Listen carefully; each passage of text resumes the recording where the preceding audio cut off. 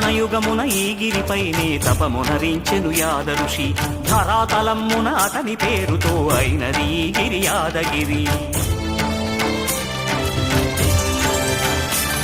ఈ గుహలో వెలసెను ప్రళయ మహోజ్వల జ్వాలా నరసింహుడు.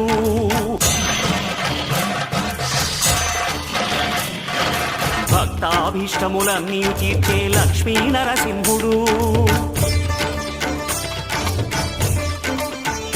సుఖ శాంతులను చేకూర్చు శుభయోగ నరసింహుడు.